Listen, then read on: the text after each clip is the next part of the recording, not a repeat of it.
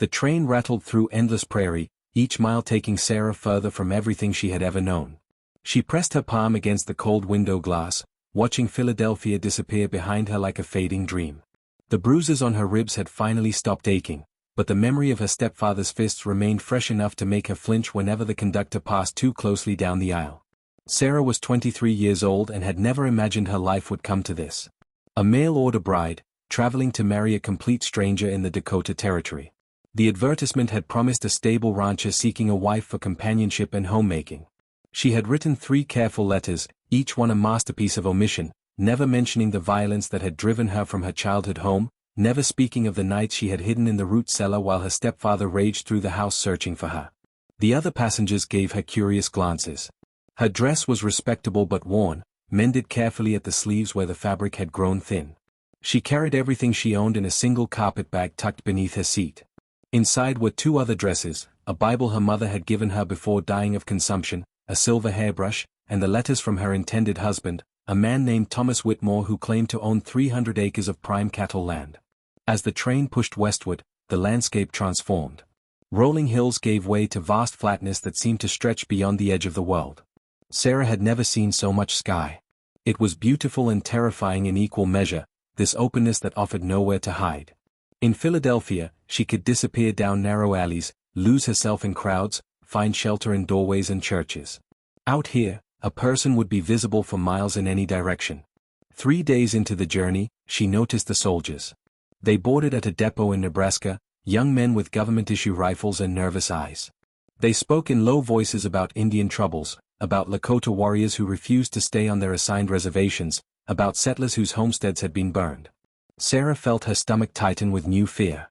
She had read about Indians in dime novels, lurid stories of savagery and scalping that had seemed like fiction back in the safety of Philadelphia. Now those stories took on sharp edges. "You heading to the Dakota Territory?" asked an older woman sitting across the aisle. She had a kind face creased with wrinkles, but her eyes held a hardness that came from experience. "Yes, Sarah replied quietly. "To marry." The woman nodded knowingly. "Mail-order bride. I was one myself, 30 years back. Wyoming Territory. My advice? Keep your expectations low and your resolve high. The West isn't kind to women who break easily." Sarah wanted to tell her that she was already broken, that she had been breaking piece by piece since her mother died and her stepfather's true nature emerged. But instead she just nodded and turned back to the window. The train finally reached its destination on a gray morning when the wind carried the smell of rain. The town of Rushmore was barely worthy of the name, a collection of wooden buildings hunched against the endless prairie like frightened animals. Sarah stepped onto the platform with her carpet bag clutched in both hands, searching the handful of waiting faces for Thomas Whitmore. A man approached her, tall and broad-shouldered, wearing a good coat and a clean hat. But his eyes moved over her with an assessment that made her skin crawl, the same way her stepfather had looked at her mother's jewelry after the funeral, calculating value. "You're Sarah?" His voice was flat, neither welcoming nor cruel. "Sarah Mitchell, yes. Mr. Whitmore?" "That's right." "Come on then. Got a wagon waiting. We'll do the ceremony tomorrow. Preacher's only in town on Saturdays." He took her bag without asking and walked away, leaving her to follow. Sarah's hands trembled as she gathered her skirts and hurried after him. She had traveled 2,000 miles to escape one prison, and the cold dread settling in her chest whispered that she might have simply found another. The wagon ride to his ranch took 3 hours through country so desolate it seemed God himself had forgotten it existed. Thomas Whitmore spoke perhaps 20 words the entire journey. When they finally arrived at his property, Sarah saw a small house badly in need of repair, a sagging barn, and cattle scattered across land that looked more dust than grass. This was her future now. There was no going back. The wedding ceremony lasted 7 minutes. The preacher spoke the words in a monotone voice while Thomas Whitmore stood beside Sarah with all the enthusiasm of a man purchasing a plow. There were no guests, no celebration, no moment of joy to mark the occasion. When the preacher pronounced them married, Thomas nodded once and paid the man $3. Sarah had hoped that perhaps she had misjudged him, that beneath his cold exterior might exist some capacity for kindness. That hope died within a week. Thomas Whitmore was not a violent man in the way her stepfather had been. He did not rage or strike with closed fists. His cruelty was colder, more calculated. He worked her from dawn until long after dark, assigning endless tasks that seemed designed less for necessity and more for domination. Scrub the floors. mend the fence. Haul water from the well. Cook 3 meals daily with whatever meager supplies he provided. Wash his clothes in water so cold her fingers went numb. He barely spoke to her except to criticize. The bread was too dense. The coffee too weak. She had missed dirt in the corner of the kitchen. Each complaint was delivered in the same flat voice, devoid of emotion, which somehow made it worse than screaming would have been. At night, he exercised what he considered his marital rights with the same cold efficiency he applied to everything else. Sarah learned to disappear inside herself during those moments, to float somewhere above her own body until it was over. Afterward, he would turn his back to her and fall asleep within minutes while she lay awake in the darkness, listening to the wind howl across the prairie. 3 months into the marriage, winter arrived with brutal force. Snow fell in sheets that transformed the landscape into a white void. The wind cut through the poorly constructed house like knives. Sarah wore every piece of clothing she owned and still shivered constantly. Thomas seemed impervious to the cold, going about his work with the same joyless determination he brought to everything. The isolation was worst of all. The nearest neighbor was 8 miles away. The town of Rushmore, with its few dozen residents, might as well have been on the moon. Sarah spent days without seeing another human face besides her husband's. The loneliness felt like a physical weight pressing down on her chest, making it hard to breathe. She thought often of escape but had nowhere to go. She had no money of her own. The land in every direction was empty and dangerous. Winter made travel impossible. She was trapped as surely as if Thomas had locked her in chains. Then came the day that changed everything. Sarah was hauling firewood from the shed, her arms aching from the weight, when she heard Thomas shouting. She dropped the wood and ran toward the sound, fear spiking through her. He was by the fence line, waving his rifle at something in the distance. "Get in the house," he yelled when he saw her. "Indians." Sarah's blood turned to ice. She could see them now, 3 riders approaching across the snow. Even from a distance, she could tell they were Lakota warriors. The stories from the train came flooding back, all those tales of violence and savagery. Thomas fired a warning shot into the air. The riders did not slow. "Damned savages," he muttered, working the rifle bolt. "Coming to steal my cattle, probably. Get inside and bar the door, woman." But Sarah found herself frozen in place, watching the riders approach. They moved with a grace and confidence that seemed impossible in such harsh conditions. As they drew closer, she could see they wore heavy furs against the cold, their horses' breath steaming in the frigid air. Thomas fired again, this time aiming closer to the riders. Sarah saw one of them raise his hand, making some kind of gesture. They were calling out now in a language she did not understand. "They are not attacking," Sarah heard herself say. "They're trying to talk." "Shut your mouth," Thomas snapped. "What do you know about Indians?" The lead rider had stopped about 50 yards away. He was tall even on horseback, his face partially obscured by a fur hood, but his eyes were clearly visible. He called out again, his voice carrying across the snow. Thomas raised his rifle to his shoulder, taking careful aim. "Get off my land," he screamed. Sarah saw the warrior's expression change, saw his companions reaching for their own weapons. Time seemed to slow. She knew with absolute certainty that if Thomas fired, they would all die. The warriors would kill him easily, and then they would kill her too, or worse. Without thinking, she stepped in front of Thomas's rifle. "No," she shouted. "Please, just wait." Thomas grabbed her arm roughly, trying to yank her aside. "Have you lost your mind?" The lead warrior was watching this exchange with keen intelligence. He said something to his companions, and they lowered their weapons slightly. Then he did something unexpected. He dismounted and walked forward slowly, his hands held out to show they were empty. Sarah could see him clearly now. He was perhaps 30 years old, with strong features and eyes that held depths she could not begin to fathom. There was something in his expression that was not anger or threat but something else entirely. Something almost like concern. He stopped 10 feet away and spoke again in his own language, then seemed to switch to broken English. "Woman hurt." He gestured toward Sarah. Thomas tightened his grip on her arm hard enough to bruise. "She's fine. None of your business. Get out of here before I shoot you where you stand." The warrior's eyes moved from Thomas's face to where his hand gripped Sarah's arm, then back to her face. She saw recognition there, an understanding that made her chest tighten. He knew. Somehow, this stranger saw what no one else had bothered to notice. He spoke again, his English halting but clear enough. "We come trade. Pelts for flour, sugar." He gestured to the bundles tied to his companions' horses. "No trouble." Thomas laughed, a harsh sound without humor. I don't trade with savages. Take your pelts and get off my property before I put a bullet in you. The warrior's jaw tightened, but his voice remained calm. Snow come hard. Long winter. We trade fair. Sarah found her voice, surprising herself. We have extra flour. From the last town delivery.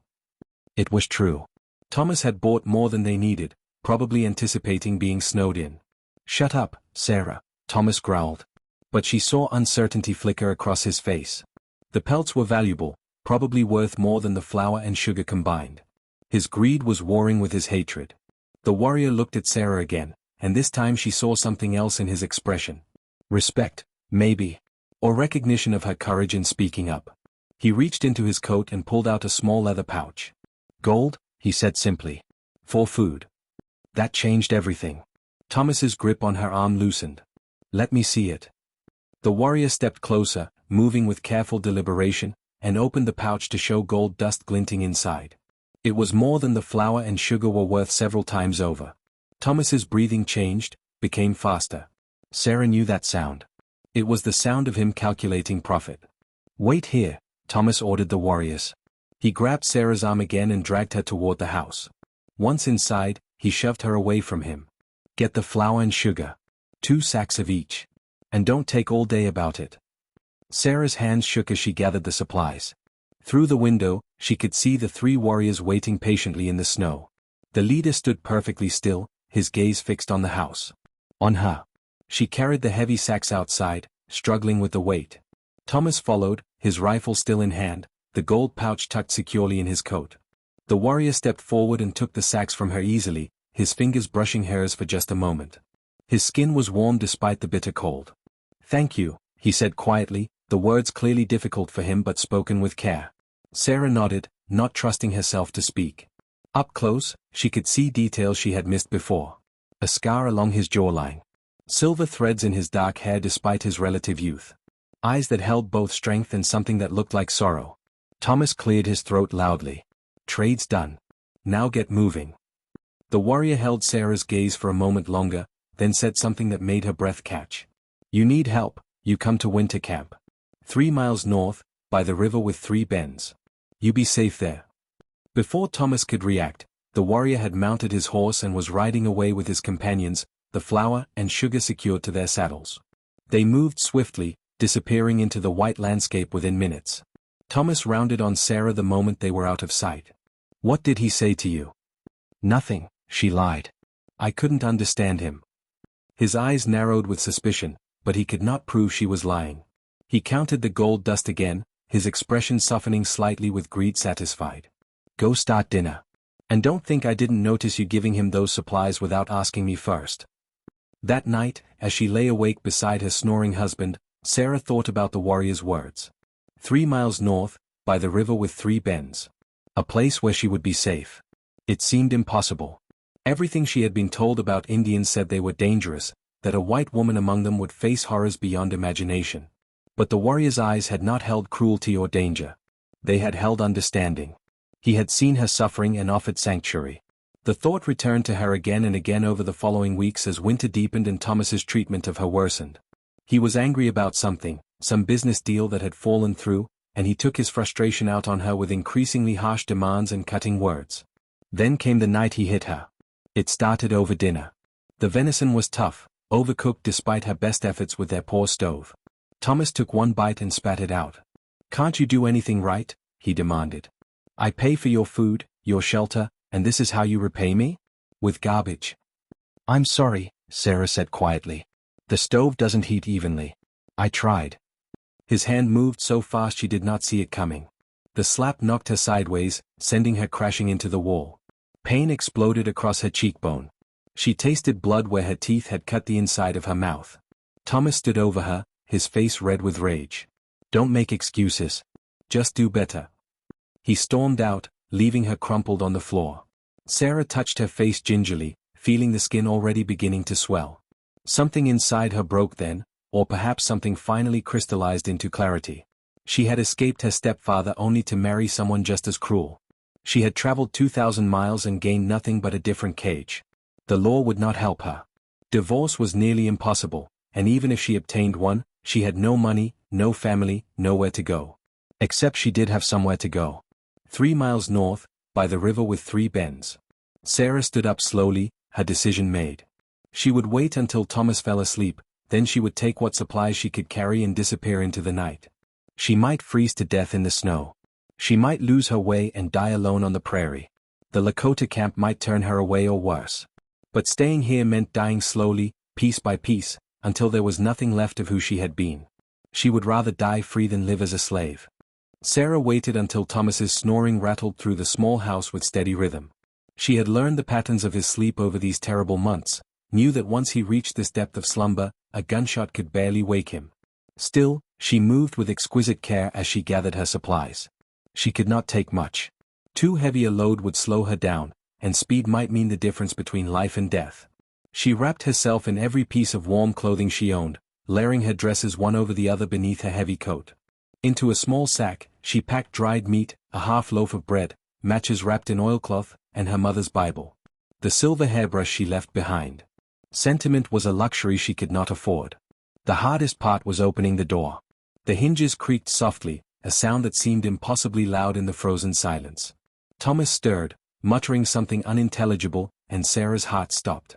She stood motionless for a full minute, barely breathing, until his snoring resumed. Then she stepped out into the night and closed the door behind her. The cold hit her like a physical blow. The wind had picked up, driving snow horizontally across the prairie. Visibility was almost nothing. Sarah could barely see 10 feet in front of her face. For a moment, panic threatened to overwhelm her. This was madness. She would be dead within an hour, frozen solid, her body not discovered until spring thaw. But behind her was certain suffering. Ahead was at least the possibility of something better. She oriented herself by the fence line, following it north as the warrior had indicated. 3 miles. In good conditions, an hour's walk. In this storm, it might take 3 times that long, if she could find the way at all. The wind screamed across the open land, finding every gap in her clothing, stealing the warmth from her body with relentless efficiency. Snow accumulated on her eyelashes, her eyebrows, the exposed skin of her face. Her feet, wrapped in wool stockings inside her best boots, began to lose feeling within the first half mile. Sarah focused on putting one foot in front of the other. The world narrowed to just that simple action. Step. Step. Step. She tried to maintain her northward direction, but the storm made it nearly impossible to navigate. The stars were invisible behind thick clouds. The landscape was a featureless white void. She lost track of time. Minutes or hours passed, she could not tell which. Her legs trembled with exhaustion. The cold had penetrated so deep into her body that she had stopped shivering, which some distant part of her mind recognized as dangerous. When you stopped shivering, you were close to freezing to death. Sarah stumbled over something hidden beneath the snow and fell hard. The impact knocked the wind from her lungs. She lay there for a moment, gasping, and felt the insidious urge to simply stay down. It would be so easy to rest, just for a minute. To close her eyes and let the cold take her. No. She forced herself to her hands and knees, then to her feet. She had not come this far to give up now. But which direction was north? In her fall, she had lost her orientation completely. The storm raged around her, erasing all landmarks, all sense of direction. Sarah turned in a slow circle, panic rising in her throat. She was lost. Completely, hopelessly lost. She tried to pray but found she had no words. Her mother's faith had died with her, and Sarah had found nothing to replace it. All she had was stubborn determination and the memory of kind eyes in a warrior's face. Then she heard it. A sound cutting through the wind. Dogs barking. Or were they wolves? Sarah's heart raced. She turned toward the sound, having no other option. If they were wolves, she was already dead. If they were dogs, there might be people nearby. She staggered forward, following the sound. Her vision was beginning to blur, dark spots appearing at the edges. Her body was shutting down, conserving what little warmth remained for vital organs. She knew these were the final stages. Soon she would fall and not rise again. The barking grew louder. Then she saw lights, faint and wavering through the snow. Fires. She was seeing fires. Sarah tried to call out but managed only a weak croak. She pushed forward, fell again, forced herself up, took 3 more steps, fell once more. This time she could not rise. Her legs simply would not obey her commands.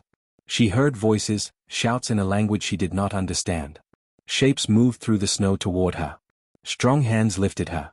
She tried to see who held her, but her vision was failing, everything going dark at the edges. The last thing she saw before consciousness left her was a face looming above her own. The warrior from the trade. His expression was fierce with concern as he carried her toward the lights and warmth.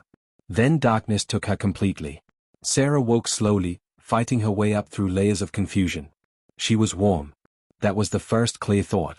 Genuinely warm for the first time in months. She lay beneath heavy furs that held heat like nothing she had ever experienced. She opened her eyes to firelight dancing on leather walls. A teepee. She was inside a Lakota teepee. Terror should have flooded through her, all those dime novel stories of white women captured by savages. But she felt no fear, only bone-deep exhaustion and lingering pain from the cold's assault on her body. A figure moved into her line of sight. The warrior, his face grave with concern. He said something in his own language, then switched to English. "You safe now. Drink this." He held a cup to her lips. The liquid was warm and bitter, some kind of tea. Sarah drank, too weak to resist, and felt warmth spread through her chest. The warrior nodded approval and set the cup aside. "Your hands, your feet, they hurt soon," he said carefully. "Frostbite. But you keep them. We save them." Sarah looked at her hands, seeing them wrapped in soft leather bandages. She tried to wiggle her toes beneath the furs and felt sharp pins and needles pain. It hurt terribly, but pain meant the tissue was still alive. "Why?" The word came out as barely a whisper. "Why help me?" The warrior sat back, his expression thoughtful. When he spoke, his English was slow and careful, each word chosen with deliberation. "I am called Matawasaki. It means strong bear. I am chief of this band." He paused, seeming to search for words. "When I see you with that man, I see woman trapped. Like bird with broken wing. I know this pain. My wife, my daughter, they killed by bluecoats 3 winters past." Sarah's breath caught. "I'm sorry." "You say sorry?" Matawasaki's expression was unreadable. "White soldiers kill them, burn our village. But you are different. I see your eyes. You understand suffering.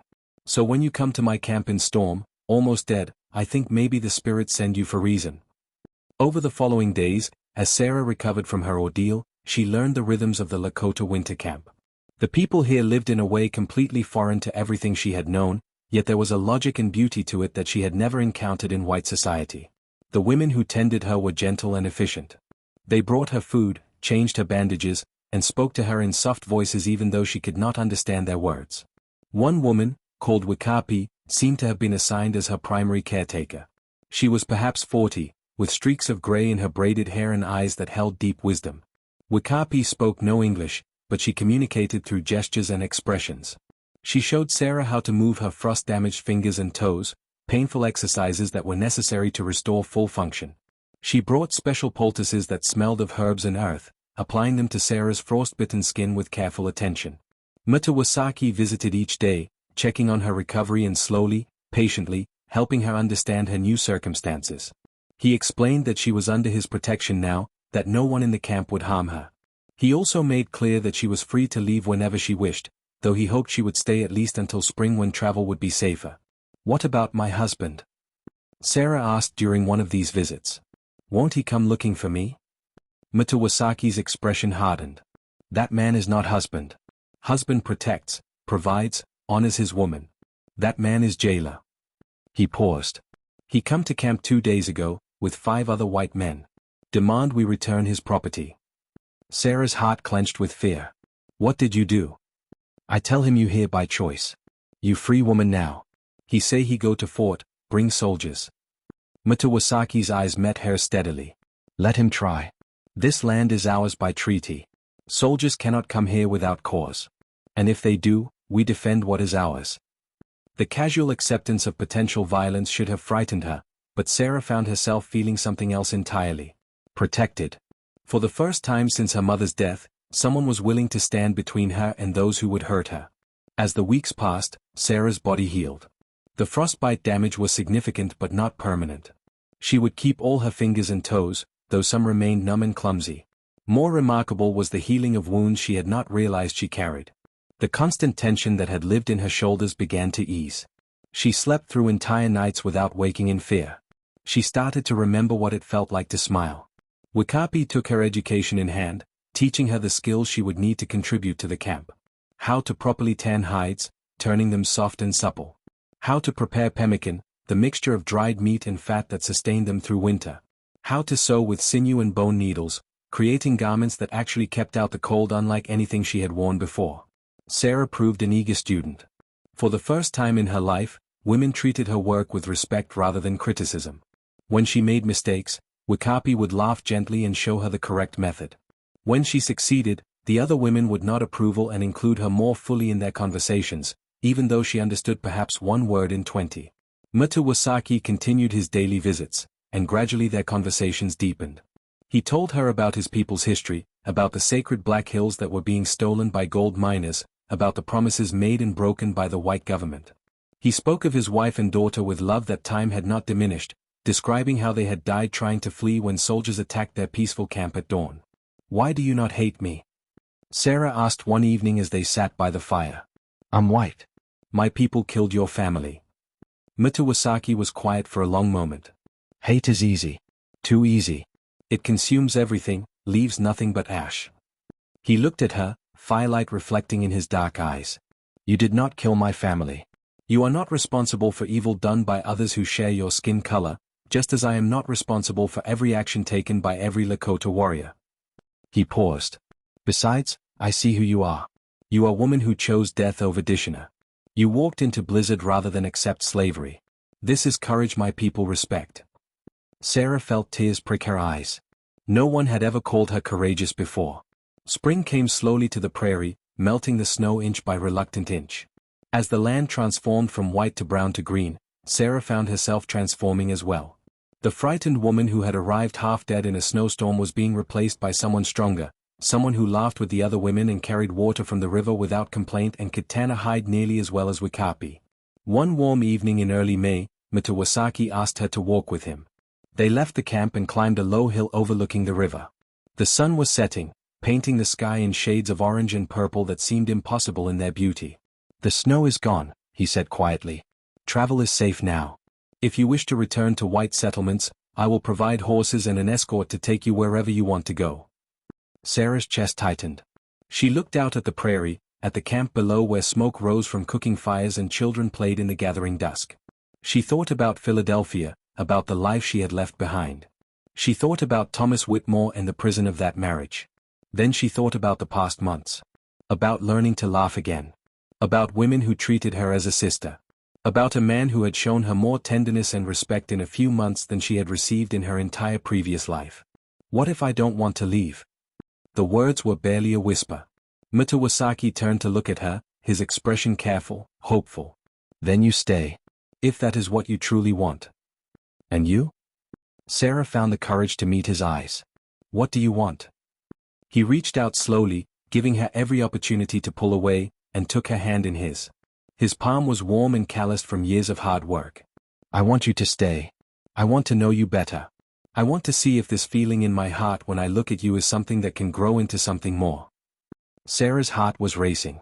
Everything she had been taught said this was wrong, that she should be horrified at the thought of choosing a life among savages. But those teachings had been lies. The real savagery she had experienced had come from men who looked like her, who spoke her language, who claimed civilization while practicing cruelty. Here, among people she had been taught to fear, she had found something that looked remarkably like home. She squeezed his hand gently. "I want that too." Mutawasaki smiled then, a genuine expression of joy that transformed his entire face. He raised her hand to his lips and kissed it with a tenderness that made her breath catch. Below them, the camp settled into evening routines. Somewhere, Thomas Whitmore was probably drinking whiskey and complaining about his escaped wife. Let him complain. Sarah had found something far more valuable than safety or comfort. She had found people who saw her as fully human, worthy of respect and kindness. She had found a man who understood that strength and gentleness were not opposites but complementary forces. She had found, against all odds and expectations, a place where she belonged. As the stars began to emerge in the darkening sky, Sarah leaned her head against Mutawasaki's shoulder and felt something she had not experienced in years. She felt peace. She felt hope. She felt, for the first time in her life, that her future might hold joy instead of mere survival. The mail-order bride who had known only pain had discovered that tenderness was not a weakness but a profound kind of courage. And in the arms of a Lakota chief who had also known terrible loss, she began to understand that healing was possible, that love could grow even in the hardest soil, and that home was not a place but a feeling of being truly, completely, courageously seen and accepted for exactly who you are.